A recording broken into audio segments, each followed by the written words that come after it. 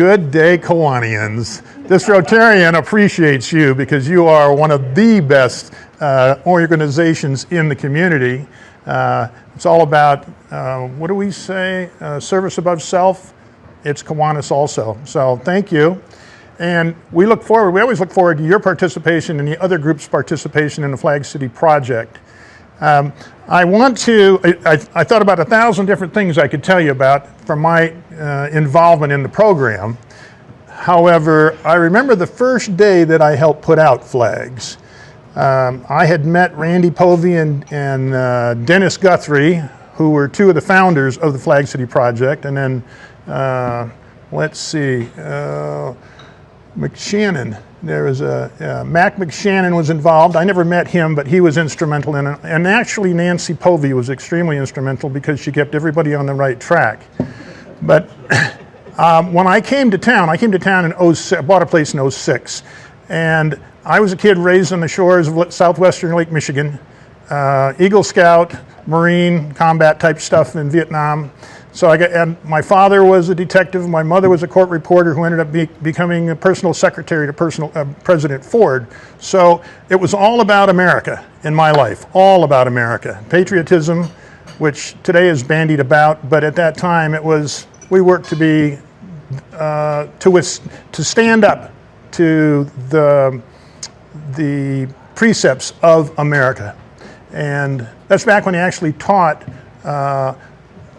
about America and the way the systems worked in school. I don't know how they do it then, but as a Boy Scout we had citizenship in the home, citizenship in the nation, different merit badges we had to learn. So I started with that kind of stuff. So when I came to town here in 05, my wife's Kit. She likes to travel on my money. And she likes to say, we need to do a discovery tour. And we knew that eventually we were going to retire or move on. I was going to move to a different level. She wanted to retire. We spent a couple of years. She lived in Southern California. We lived there also at that time. But we would make trips to Arizona, Nevada. I spent 10 years in Arizona. So I would show her the places that I knew, and it was like, no Arizona, Nevada. My mom lived there, but no, we're not going there. I said, I always wanted to live in Oregon. And since 1975, I planned on moving to Oregon when I had to teach my daughter how to play with snow at Gorman because the pass down to the San Joaquin Valley was snowed in. And my wife at the time said, well, let's let April play right here in the snow on the side of the highway. I just had my first rant. I said, my daughter, coming from Michigan, and I know snow, she's not going to learn there. My God, we're going to Oregon. Well, 30 years later, I finally made it. But in the meantime, I was thinking about making it up here, and in life, you know how life goes on over the years. So we came up here on one of her discovery tours, and it was a holiday weekend. Now, I'm a classic car guy. I bought and sold classic cars. That was an avocation for 40-some years. And we came down through Bend, and I saw a GT500 69 Mustang. Then I saw a 69 Camaro Z28, and I saw a couple of a 57 Chevy, and I said, I'm in heaven. This place is great. But I don't know that this is really a town as big as I want to go. And she said, well, there's this other town up the road. Let's go take a look at that. Up we came to Redmond. And as we're coming through town, it's a 4th of July weekend. And I looked at all these flags. And I said, what is this town all about? And we traveled around the town. And I just got this, I love this town. This is great. And I have classic cars. And it's a small community. I like this community. So eventually in 06, we finally settled down at Crooked River Ranch, and we've been here ever since. But in the process, I became involved in the VFW. I became involved in Rotary. And when I met Randy Povey, somebody said, I said, well, how do I find out about this flag business you guys are doing? And he said, you want to see Randy Povey or Dennis Guthrie? They'll tell you all about it. And Randy said, here's what we do. We meet at the post office at 6 o'clock, or at Les Schwab at the time. And we all pull these flags out, and we go down the boulevards, and we put the flags in. Now, if anybody was here before and they had the one big trailer, you remember the mob. The mob. It was like Snoopy said, it was a dark and stormy night, the first time that I did it might have been Veterans Day. I finally did it the first time, and it was cold and dark that night, and there's all these people milling around, and then I see them pulling this trailer down the boulevard, the back doors swing open, there's 2-3 guys inside handing out flags, people are grabbing them and running down the boulevards. It was mass insanity, and they got the flags out, and then later on they rolled them back up and brought them back in. Well, in the service, I was in the logistics business, you know, making things sensible. So I saw this and I went, in the back of my head, I'm working on this. Well, over the years, through my involvement with the Rotary and my involvement with George, remember George? He used to be the mayor. Anyway, the city was planning on developing the Flag City project and kind of branding the city at that point. So we had a lot of conversations. I helped with the development of that monument coming into town, and that flag that flies down there is a Flag City flag. Oh, I wanted to show you here. Here I am. If you haven't seen that Flag City monument down there, there is a flag along with the American flags and the state of Oregon flag. One of the flags looks just like this. That was, and these are decals, by the way, and they're for you, so you put them on your car. I want to know that you're Flag City people. Anyway, so in the process, a lot of things happened. I became more involved. Randy decided that he was no longer going to be, he was just worn out. He needed somebody to take over as the director of the Flag City project. And I found that out because I was going by at Centwise one day, cutting through their parking lot, and there's Randy, and he's, one of these, come on over here. Yeah, he says, you know, Jeff, I'm going to retire, and I need somebody to replace me, and you're the guy. I was elected just like that. So, yeah. Anyway, so I said, okay, I suppose I'll do it. So, so that's kind of how I got the presidency, or the director part of it. But prior to that, with our other service club, we had been talking about this mob. I'm going back to that, and about some organization. And what was it, Dennis? I'm trying to think of Dennis's last name. He was a manager at Liberty Bank. He and I were talking one day, and he said, we got to figure out a better way to do this. He said, how about if we use smaller trailers? And I said, smaller trailers might work. Let's toss it around a little bit, and we did. And then all of a sudden, Art Horsel from the VFW, he said, I'll donate a trailer. So he donated the first one. Well, Betsy Johnson got on board and said, I'm going to do one too. And so we got our second trailer. So we went from the big mob trailer to the smaller trailers. We now have 9 trailers. And we have, the routes themselves were just insane. They just took the truck down and put them in the street. And by the way, if you look at the curbs, there's a little white patch on the curb. Behind that patch, there's a hole in the concrete with a PVC sleeve. That's where the flags go. Hannah, you know, she's one of my faves. I know, but I miss you. So anyway, we have 9 different routes, and every one of those trailers has a different colored big round vinyl graphic on it. Red, blue, pink, purple, yellow, so on. And we said, okay, we'll mark the routes that way. But people were saying, how do I find Uncle Joe or Aunt Mary or my cousin? We bought a flag for them. And by the way, when you look at the flags, I have one right here. There is, this one says, Ladies Auxiliary, Post 4108. This flag is probably 25 years old. And I have another one here that says, what does this one say? Now, by the way, I pull the flags down, and I take maybe 100 of them every year, and I send them down to Ford Cleaners, and they clean them for me. And then I put them back on the post. So, well, anyway, back to the trailers. So every one of the trailers has a colored marker on it, and every flag that goes on the ground has a band, colored band, that matches that trailer. Now, when we go on our website, and Dave Shirley's been involved extensively in helping us build this program, the design is, you're looking for Aunt Charlie, or Uncle Charlie and Aunt June, or whatever it is. You can go on the website, key in their name, it'll tell you what route they're on, and as a result, instead of looking for over 1,600 flags and going all over the place, you know that Uncle Charlie's on the west side of 6th Street.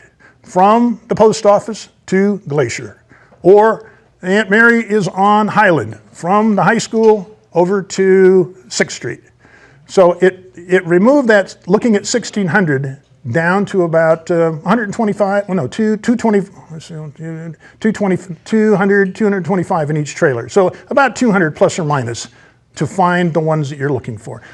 And I do get calls regularly, do you know where this person is? So anyway, so the project is constantly in need of, well, it's a community support organization. You're going to be assisting. My job today is to do the cheerleader thing and tell you about it, but we want you to know how it works, but we also want to have you build a support for the Flag City project, and that is, we have two different characters involved in the Flag City project. Those are the Flag City troopers, and then those are the drivers. And the troopers are the hardest one to come by. Now, we have drivers for each route who know their route well. We have backup drivers, and we're always looking for more drivers, mind you. So we're not cutting that short at all. But the foot soldiers, the troopers that are out there that actually follow the trailers down the boulevard, pull the flags out, put them in the cup, the holder, and then show up again in the evening to roll them up, because they all get rolled up and they all go in the back of their trailer, and the trailers get closed up until the next time we need them. The support we need is the community. And I can't push that strong enough, because truly Redmond is Flag City, USA. Now there's another conversation about rebranding the community. The chamber's got something going on over there. That's the chamber. Flag City, USA is still Flag City, USA. That's what it says on the flag out there. That's what it says. When you turn into the city coming off the highway, there's a thing that says Flag City, USA. You got to think that they might think that that's us. So anyway, my job here is to ask you to tell your friends and neighbors, tell your other members of the community that are involved in support to come out. It's not difficult. We have shortened the routes. We have the timeline on it used to be, and I'll go back to that dark and stormy night the first time I did it. It was about an hour and a half or so. It was cold and it was moist, just to get the flags out. And it was 2 hours to bring them back in, and then rolling them up, because they all get rolled up, half the mob disappears. And so there's only a reduced staff, and they're all trying to roll them up, and they're all trying to get them back. The timelines, well, let's see. We did this on Memorial Day, and it took me, the first truck back was after 35 minutes, and on putting them out, 45 minutes bringing them back in. So it's 35 minutes to an hour of your time in the morning or in the evening to do this. It doesn't take forever. And I know that when people are involved in this process, I know my brother-in-law, my sister-in-law, my sister, 4 years ago, we're here for the 4th of July. What are we going to do today? I said, you're going to be with me at 6 o'clock in the morning and help me put out flags. And they kind of eyes got up, and I said, oh, you're going to be there. And they helped put them out. At the end of the day, they said, what time are we going to go pick them up? So there they were. At the end of the day, I saw them in the back of a pickup truck with smiles like crocodiles on their faces, feeling like they were true Americans. They'd done something for their country, for their community, and it wasn't even their community. That's how you feel. Now, so I've been doing this since end of 2006, 19 years. And I have to say, I don't think I've missed a holiday yet. And fortunately, my wife has not said, no, not today. She said, okay, you're supposed to be there, get out there. But it's not that I feel like I have to do it. I feel that it's just part of my nature. It's part of the community that I'm involved in. It's Redmond, Oregon. It's Central Oregon. It's being an American. And today, I'm pushing America, and I'm pushing the flags of America. So one other thing, flags you have flags at home that are worn out. They're red, white, and blue, not orange, white, and blue. You know how they get faded. In front of the VFW, there's an old post office box, and it says, put your flags here. So if you're going to take flags away, put them in that container, and then the Boy Scouts or the Girl Scouts have a special burn place right there in front of the VFW, and every month or so, They have bags and bags of flags where they actually burn them, and they actually have an official ceremony to retire the flags. So there's a process that works. The community is involved. We honor our flag, and we look forward to seeing you on Flag Day. How am I doing? Done? You're doing great. Okay, good. And thank you. Thank you. Yes, sir. Jeff, who are the other organizations that coordinate the other holidays? Oh, I'm so glad you asked. Memorial Day, it's always Highland Baptist Church, and they bring out a crowd, and we have the Boy Scouts that assist. We have your organization on Flag Day. We have the Redmond Rotary has a date. The football teams, Visu and Redmond, they do one of the holidays. Most helpfully are the JROTC Marine Corps cadets at Redmond High School. They are fabulous. They're always standing in and helping us out. So we're always looking to bring on additional groups to assist. And we're always looking for patrons. Thank you very much. I know Mid-Oregon Credit Union just contributed to us to assist because the trailer tires wear out. Yes, sir. Questions. I got a couple of good examples of this, but maybe you can elaborate a little bit first on the embroidery that can be done on a hem in somebody's memory or that part of the program. Yes, sir. What does this one say? I have applications to purchase a Flag City flag. They're $100, and that includes the embroidery. The flags, by the way, all come from Washington, D.C. They've all flown over the Capitol. And and the embroidery. So there's the application. And if you look on the hem here, this one says Daniel Gerald Stoddard, Brother in Arms. So you can put your mom, your dad, your cousin, yourself, and the flags actually tend to last about 25 years because they're always put away after every event. But there is a point. This year I had to retire over 100 flags because they just were not acceptable anymore. So, but what we do is, one other thing, on the website, flagcityusa.us, I take a picture of every flag that we retire, and it's folded. You get to see the name, and so you'll see some red, white, and blue, and the name in the picture. So if you're looking for someone and they're not on the website as active, you can go to the retired flags section of the website. We had a couple specific examples, and I was involved in both times. Former Kiwanians, Carl Anderson. Oh yeah.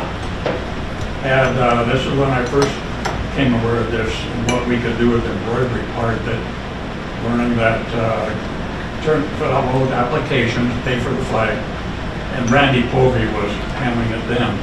Get that flag embroidered and sent to the nation's capital. At that time it was flown over the Capitol for a day, and then returned to Redmond.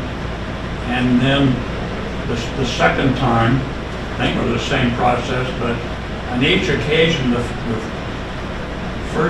the upcoming Flag Day, those particular flags would be in Centennial Park, so you could find them, and I was able to do that. You're correct, and I want to carry that a little bit further.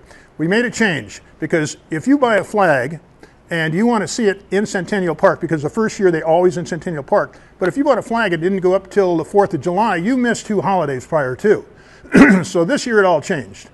All new flags at the end of the hymn there, after the name, there will be a date, 2025, 2026. All new flags will go into Centennial Park at one time, and that'll be a Memorial Day. They will fly all year in Centennial Park, and all new flags ordered after that date will be presented in Centennial Park the next year with the 2026 or 2027 date on it. So there's no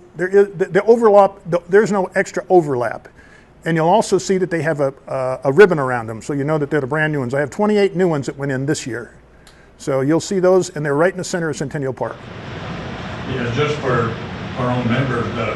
Besides Carl Anderson, we did this for John Hodecker as well. Yeah, James got a question. What's the question? The applications are on the website. Just have to put that in PDF. What makes it Flag City, USA? When I Googled it, it ends up in Ohio. That's no, you're right. That's Findlay, Ohio. They call themselves Flag City USA because they put out these little flags, and they put out I don't know how many of them every year. Redmond, Oregon, Flag City USA was read into the congressional record by our congressman in 1994, I think it was. So it's actually there.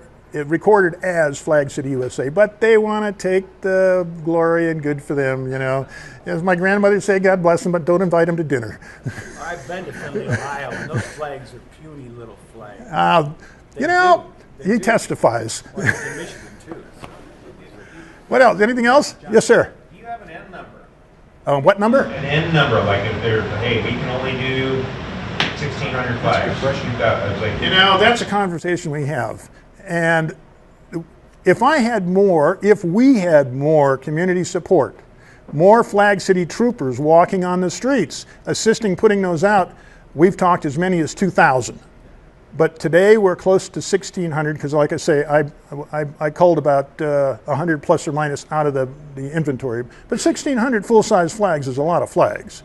So target 2,000, today 1,600. We'll see what the future brings. This is 1991 is when it was initiated, so here we are, year number 34. So we'll continue on. and do you have to get city approval for more spots to put them? Well, they don't argue with us. They know they know what we're doing. I just go down and I say, I've got 50 more flag holes I'm going to be drilling down in front of Fred Meyer's. Okay, do it. That's the way it works. Anna, you got a last question? I heard that you might need buffer drivers behind your trailer. Oh, I'm so glad you said that. We could do that. You could do that also because we have, for the safety, everybody who's out there wears a vest. But still, if we have a driver with flashing lights behind the trailers as they're going out and coming in, it adds to the safety and security. 9/11, which is Patriots Day, the firemen and the first responders are out there, and there's all kinds of fire engines, police cars, and all that. But on the other days, not so much. So you bet that would be very helpful. Okay. Well, thank you. Sure, and thank you. Appreciate it. We have a little gift here for it's the highest quality writing pen that exists in Redmond, Oregon, and it has the Redmond Kiwanis on it. So we're sure you're going to want to use it frequently. Until it runs out of ink, I'm good. Yeah, it never runs out of ink. Oh, okay. Smile. Thank you. Thank you. Thank you. And remember, I have the vinyl graphics for your cars, and I also have applications if you want to purchase a flag, okay? So, thank you, sir.